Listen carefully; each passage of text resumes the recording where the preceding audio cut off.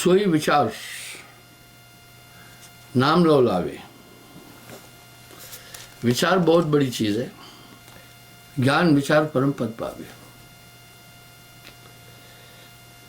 गोस्वामी जी ने बड़े सुंदर अलंकार से एक बात कही है, भक्ति स्वतंत्र सकल गुण खानी, बिन सत्संग न पावे प्राणी। भक्ति सकल स्वतंत्र सद्गुणों की खान है। सोई विचार नाम लो लावे, ज्ञान विचार परम पद पावे। थोड़ा सा विचार कीजिए तो ही देख विचार। इस तरह ये 16 शक्ति है, ये उत्पन्न हो जाती है।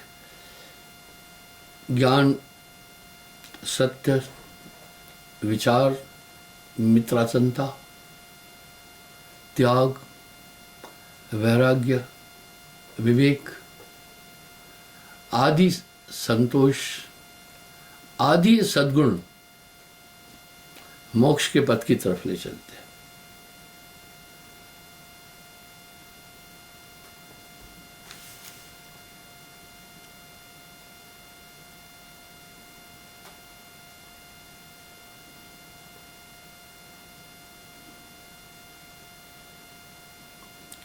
यह सब स्वप्न देह को आई, प्रकृति भेद कुछ लिप्त न जाए। नींद में स्वप्न देखने वाला समस्त उन भ्रमांग चीजों को सत्य समझता है। अवस्था ऐसी है।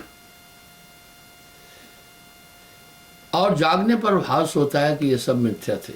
इस तरह वर्तमान में भी जो कुछ देखा जा रहा है स्वप्न है।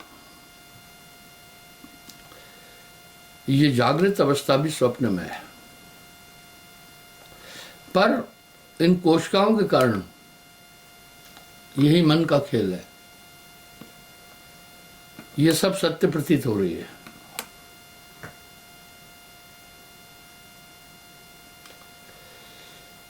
ये सब सत्य प्रतीत हो रही है।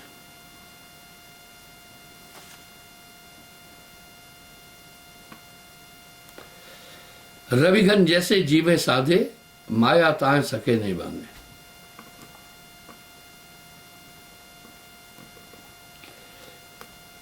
रवि सूर्य को कहते हैं, घन बादल को। जैसे बादल सूर्य के प्रकाश को रोंद लेते हैं, लेकिन उसका अनिष्ट नहीं कर सकता। आत्मा घटने बढ़ने से परे है, इसलिए आत्मा का अनिष्ट नहीं कर सकते, पर रोंद लेते हैं। यही वो नशा है माया का कि सब कुछ सच लगता है। जगत है रैन का सपना। जब ये दिव्य गुण उत्पन्न हो जाते हैं तब ये सब छिप जाते हैं। जैसे सूर्य के उदय होने से ही अंधकार की निवृत्ति हो जाती है, इसी तरह ये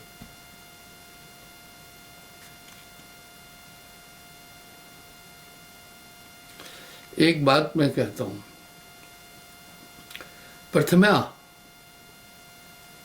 बस सुनने से अटपटी लगती है, पर विचार करके देखेंगे तो सही है। ऐसे ही साहब की कई वाणियां हैं।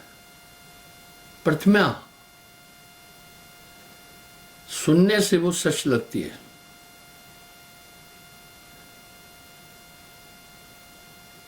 सुनने से जटिल लगती है, विचार करने पर सत्य प्रतीत होती है।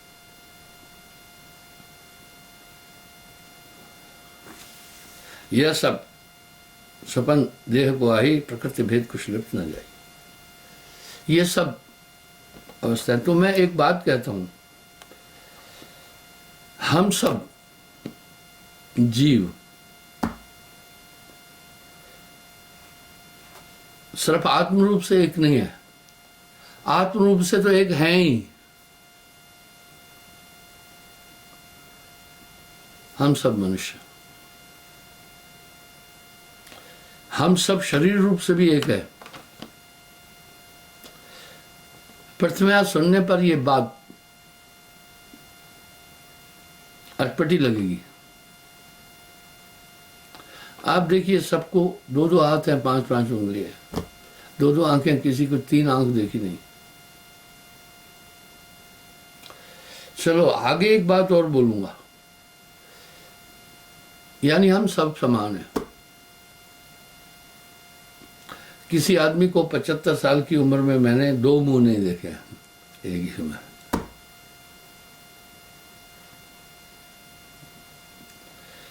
किसी की चार भुजाएं नहीं देखी है, ये अपवाद है।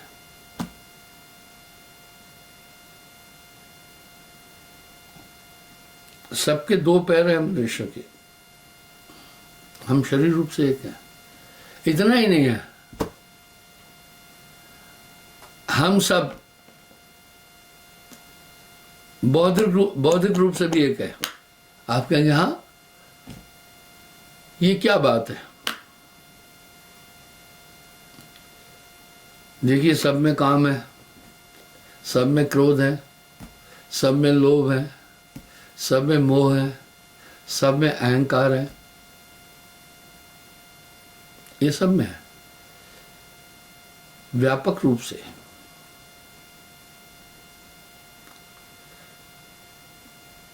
अगर आप थोड़ा चिंतन करेंगे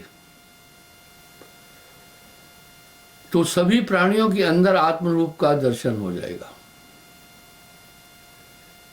डिफेंडर एंड ऑफेंडर मैसेज सब है मनुष्य में, सब में है।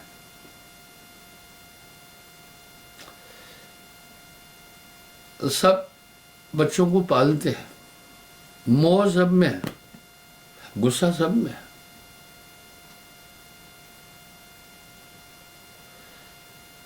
यानी माया ने जो जाल बिछाया सभी जीवों पर समान रूप से है।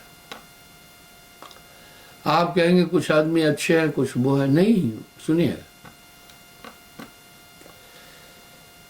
वो केवल, पर उनमें ये सब चीजें हैं। काम भी है, क्रोध भी है, लोभ भी है, मोह भी है, अहंकार भी है। शास्त्रों के अध्ययन से एक बोध प्राप्त होता है। हमारे पूरे ऋषि मुनि कितना चिंतन मनन किए, लेकिन काम के वशीभूत हो गए।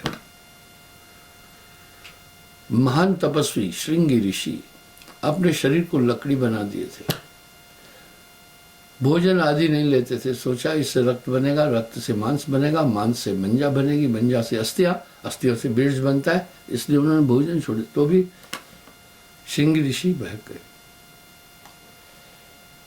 इसका मतलब है अंदर में रहने वाले शत्रु बड़े प्रबल है।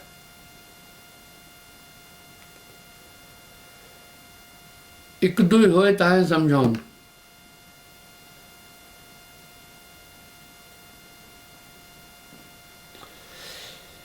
एक दुई होए ताहे समझाऊं। भाई एक दो हो तो समझो, सभई भुलान है पिटवा के धंधा।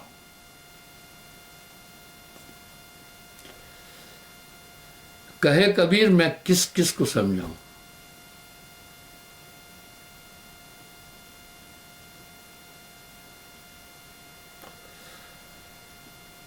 कहे कबीर मैं किस किस को समझाऊं। सब जग अंधा, सब जग अंधा। सम्यक रूप से ये माया ने सबको घेरा है और 25 प्रकृतियां ये सब में है।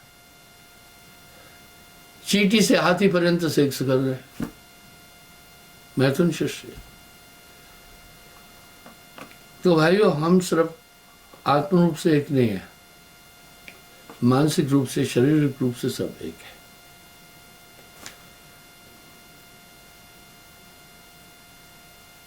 रविघन जैसे जीवे सांधे, माया ताए सके नहीं बांधे। किम माया जीव डी किम माया जीव ढहके सो लई, भुलाए स्वरूप सुख देखत थी। स्वरूपा ज्ञान नहीं है मनुष्य को, अपना स्वरूप नहीं जानता। वर्तमान में जितने भी रिश्ते नाते हैं ये संबंध का खेल है। आप कह रहे हैं मेरी माँ, ये मेमोरी का खेल है, और मेमोरी मेरे को होती है। कई फिल्मों में और प्रैक्टिकल जीवन में भी देखा होगा, कि एक्सीडेंट हुआ तो आदमी पिछली लाइफ पूरी भूल जाता है, मेमोरी लॉस। एक आदमी मेरे साथ गाड़ी में काफी समय रहा, कैप्टन था, सेवा में चलता था। मैंने एक चीज पूछी विशेष, भाई फलाना आदमी क्या नाम रखता था, नाम के पीछे लगाता था, उसको नहीं याद था। कहा मेमोरी लॉस हो रही है मेरी। जब जीते जी हमारी मेमोरी पर असर हो जाता है तो बहुत, शरीर त्यागने के बाद तो स्वाभाविक है। ये कोशिकाओं और मायावी खेल है। जगत है रैन का सपना।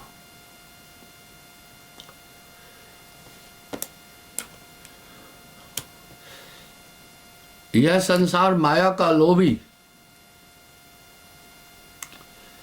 ममता महल बनाया। कहत कबीर सुनो भाई साधु, हाथ कर सुने, बुरी माया है। आइए देखें माया कैसे है। ये पंचभौतिक शरीर, प्रकृति ये पंचभौतिक तत्व है। इस शरीर में 5 कर्मेंद्रियां, 5 ज्ञानेंद्रियां, अंतःकरण की 4 इंद्रियां हैं। बाकी इसकी बनावट आप देख रहे हैं। इसी मेमोरी भी शरीर का एक अंग है। डॉक्टर भी जब किसी का ऑपरेशन करते हैं मेमोरी सीज कर देते हैं। इसका मतलब है मेमोरी माया भी है। जगत रैन का सपना क्यों है? जैसे सपने में कुछ कोशिकाएं उठकर के वो वस्तुएं दिखाती हैं और यथार्थ में नींद खुलने के बाद सब भ्रमांक लगती है, इस तरह वर्तमान में भी जो ये मेमोरी की कोशिकाएं काम कर रही है, ये भी स्वप्न है। इन्हीं से तो लग रहा है ये मेरी माँ है, ये मेरा बाप है, ये मेरा घर है, ये वो है। माया भी नहीं हुआ, हम इन आंखों से देख रहे हैं, ये भी सेल है। इसी से हम पहचान रहे हैं। हम कानों से सुन रहे हैं, इसमें एक सिस्टम है। हम पैरों से चल रहे हैं, हम मुख से बोल रहे हैं, जबान है, ये सब मायावी काम है।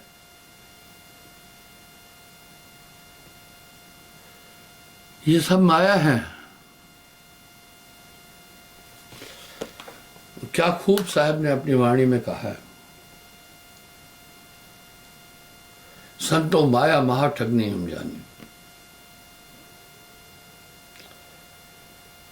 त्रिगुण फांस लिए कर डोले, बोले मधुरवाणी।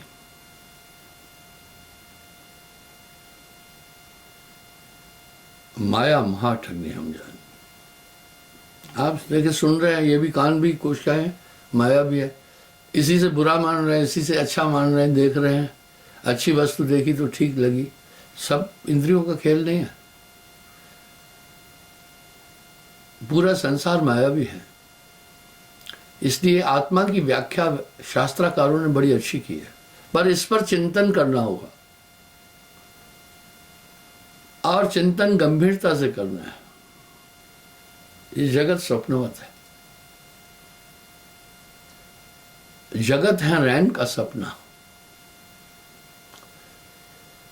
समझना कोई यहां अपना। इनसे परे जो आत्मा नित्य है वो माया भी नहीं है। ये भूख प्यास आलस्य निद्रा शब्द रूप रस गंध स्पर्श, ये तो शरीर की हैबिट है।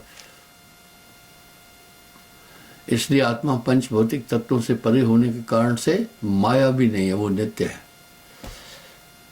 अपरिवर्तनशील है। किसी भी देश काल अवस्था में इसका नाश नहीं होता। अब आप देखें शरीर की लिमिटेशन कैसी है, कैसा है शरीर। ये तन विष की बेलरी, ये विषयों से भरा हुआ। 5 सखी प्यू प्यू करते हैं, भोजन चाहत न्यारी न्यारी, संतो घर में झगड़ा भारी।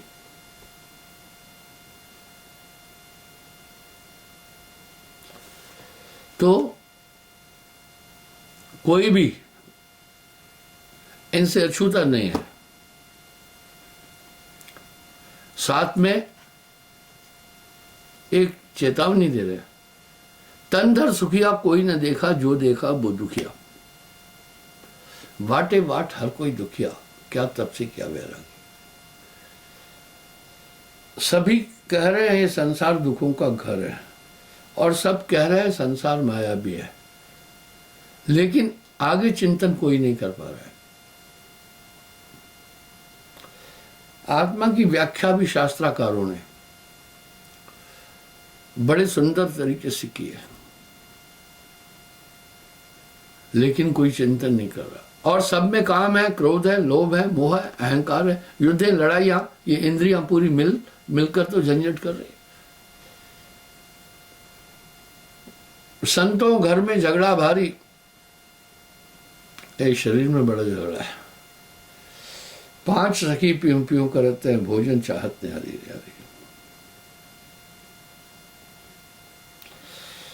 ये सभी इंद्रियां अपने मतलब के लिए, ये मानव आदिकाल से लगा है।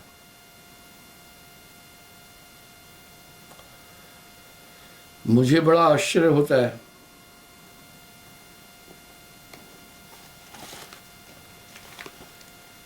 एक दिन न्यूज़पेपर में पढ़ा तो मैं हैरान हो गया। क्या पढ़ा आप भी देखो। मरने के बाद जिंदा होने की हसरत।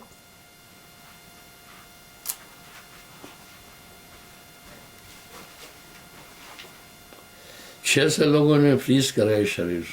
आप विचार करो, मैं कोई बात अधकच्ची नहीं बोलता।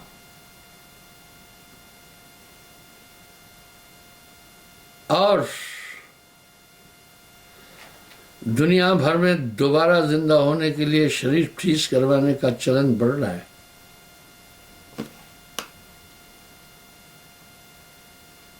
इस समय विश्व भर में करीब 600 लोग के मरे हुए शरीरों को फ्रीज करके रखा गया है। उनमें से 300 से ज्यादा शव सिर्फ अमेरिका और रूस में। ये किस उम्मीद में? आगे विज्ञान बहुत बड़ी तरक्की कर लेगा, दुनिया में सरफरों की कोई कमी नहीं।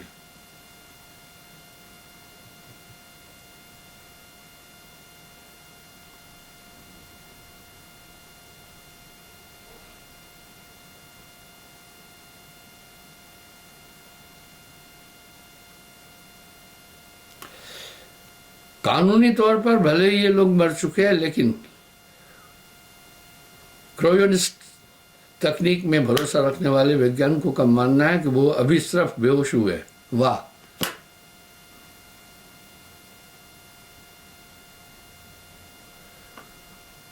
वो अभी सिर्फ बेहोश हुए। कभी कभी किसी की आपको सड़ी गड़ी लाश भी मिलती है, बेहोश होते तो उठ नहीं जाते।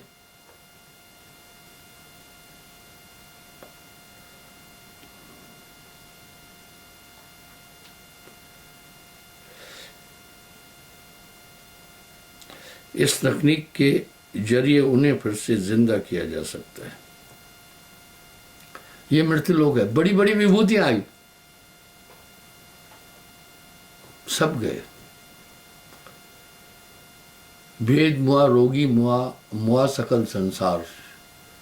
एक कबीरा नाम हुआ जिसका नाम आधार।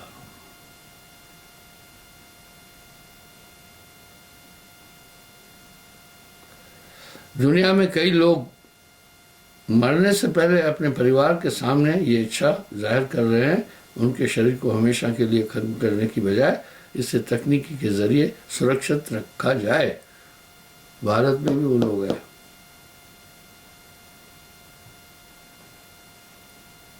भारत, अमेरिका, ऑस्ट्रेलिया, रूस समेत दुनिया के दर्जनों देशों में निजी कंपनियों ने प्रयोगशालाएं बनाई हैं जो मरे हुए शरीर को सुरक्षित रखने का दावा करती है। हालांकि इंडियन फ्यूचर सोसाइटी के संस्थापक अविनाश कुमार सिंह के मुताबिक भारत में शव को फ्रीज करके रखने के लिए कोई स्पष्ट कानून नहीं है।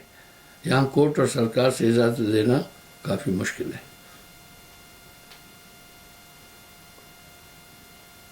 यानी आदमी मौत के बाद भी जिंदा रहने की आकांक्षा करता है इस शरीर में, बड़ी जिद्दोजहद कर रहा है, पर वो इतनी जिद्दोजहद मोक्ष के लिए नहीं कर रहा है।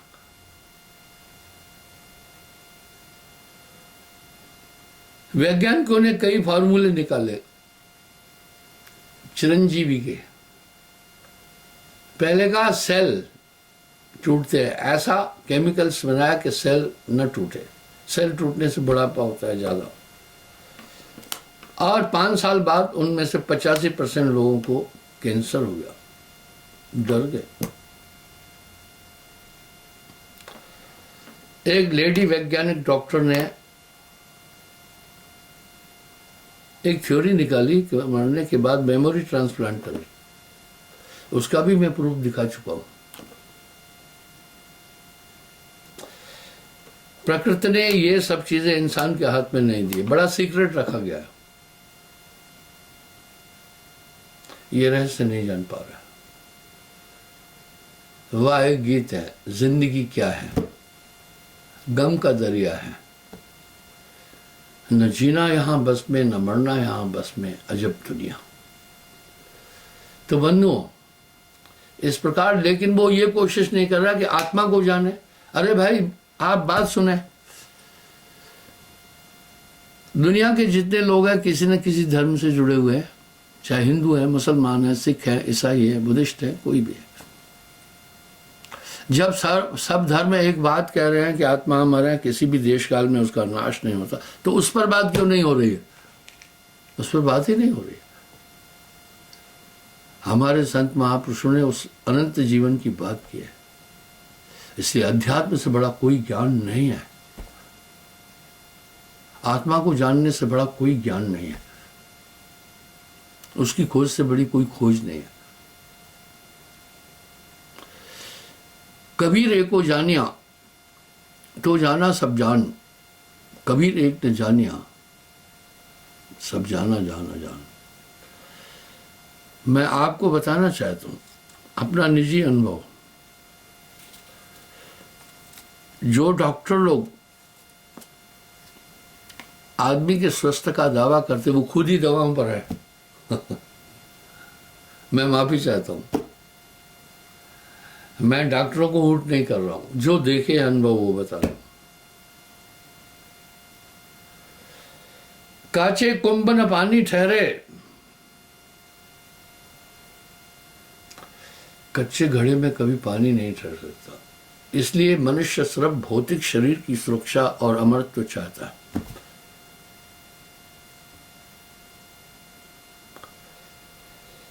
घबराए संसार में, इस संसार में अमर भयानक हो, लेकिन आपके शरीर में एक ऐसी सत्ता है जो हमेशा रहने वाली है। बॉडी को फ्रीज करा रहे हैं, होता है थोड़ी देर के लिए, तो आदमी के शरीर को इम्बोजमेंट करके रखा जाता है ताकि सड़े नहीं, दवाओं के द्वारा। लेकिन भाइयों आती हैं सब चीजें, आए हैं सो जाएंगे राजा रंग फकीर। तन धर कोई अमीर नहीं हुआ, इसकी कल्पना करना भी व्यर्थ है। काचे कुंभ न पानी ठहरे,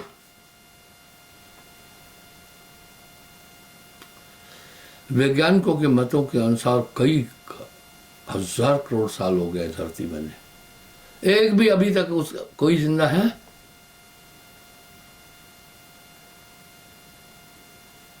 कोई नहीं।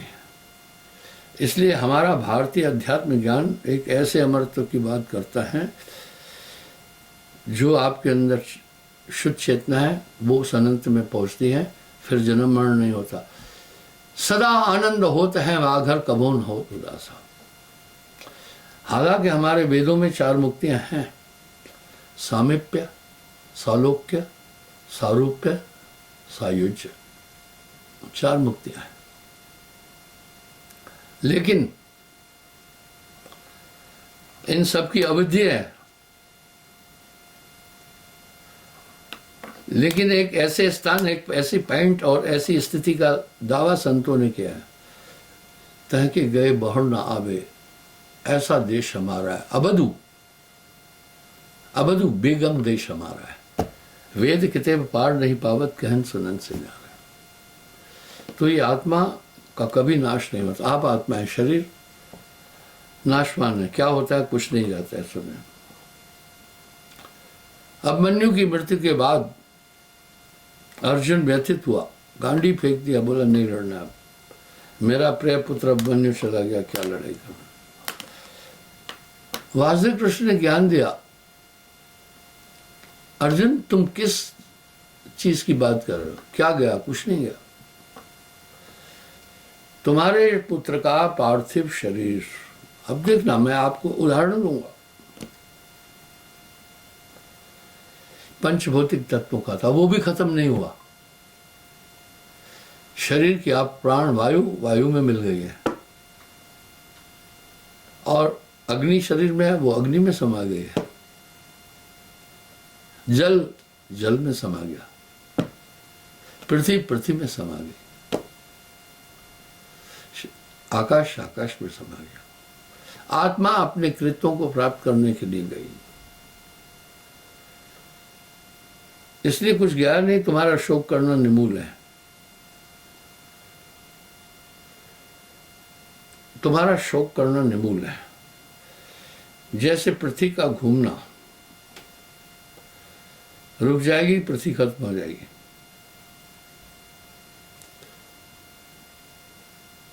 वो घूमेगी घूमेगी। इस तरह संसार में जो आए हैं जाएंगे, आए हैं सो जाएंगे, राजा रंग फकीर। और ऐसा कोई नहीं दिख रहा है जो अमर हो।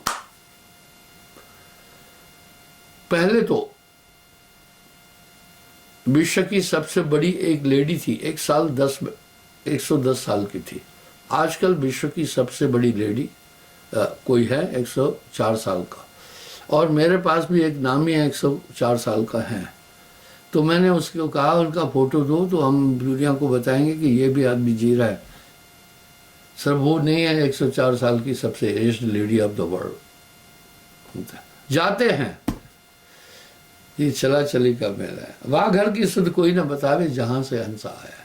समझ है तुम, समय हो रहा है, कल पुनः मैं हाजिर हुआ साहिब अली।